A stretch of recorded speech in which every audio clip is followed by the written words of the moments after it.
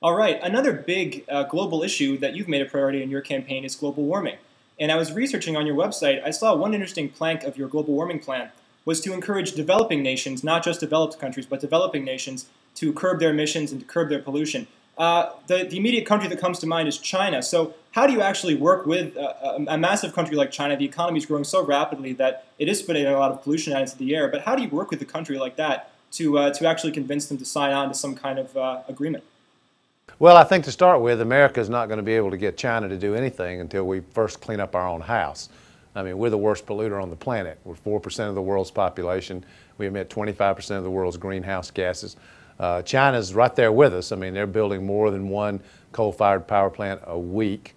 None of these plants are scrubbed. And they're obsessed with their own economic development. It drives everything they do. And they're not concerned about global warming, the environment, pollution, what's bad things that are happening in other countries. Just as an example, you know, they very much prop up the Sudanese government that's engaged in genocide in Darfur. So all those things are problems, but America can't engage the Chinese constructively until and if we aggressively address global warming, which means capping carbon emissions in America, making a serious shift to wind, solar, cellulose-based biofuels, conserving.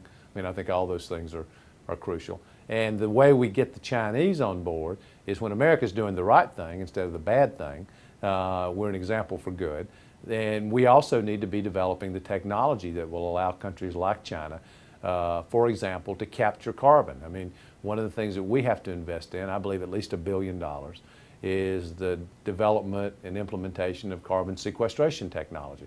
I don't think we should build another coal-fired power plant in America until that's done.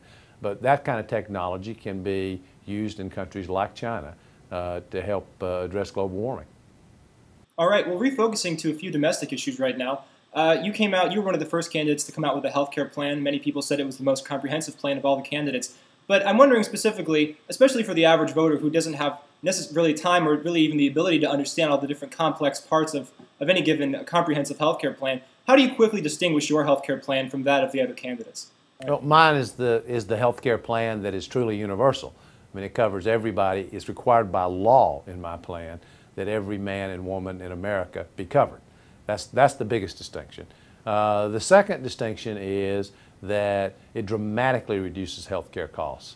So, you know, use of technology, use of electronic record keeping, a system for monitoring and determining what treatments and drugs are most effective in various places around the country so that they can be used everywhere in America.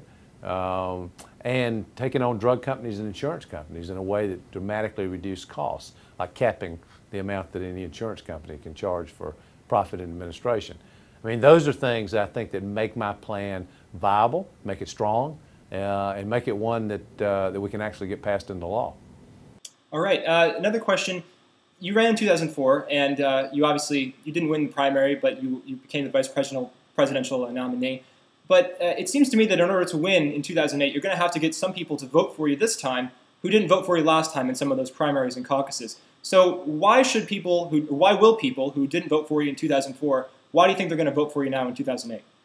Well, I hope they see in me what I completely believe to be true, which is a depth and experience and seasoning that has evolved over the last few years. I mean, I mentioned earlier in our conversation that I've done a lot of work, spent a lot of time overseas since the last election, done a lot of work on international issues, and I've been doing a lot of hands-on work on issues like poverty instead of just talking about them as a political leader, studying the policy issues.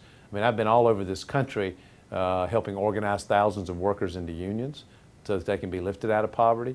I've helped raise the minimum wage in 6 states by ballot initiatives. Elizabeth and I started a College for Everyone program for allow low-income kids to go to college. I started a poverty center at the University of North Carolina at Chapel Hill. Mentioned earlier the humanitarian work I've done in Africa and other parts of the world. So I think that, like any human being who's working hard, you know, I've learned a lot, and I think there's a depth and a seasoning. And I've also, I might add, there's a seasoning that comes with having been in the national spotlight in a national campaign. I mean, I know what this is like. I know exactly what it's like. And I know what's needed to win.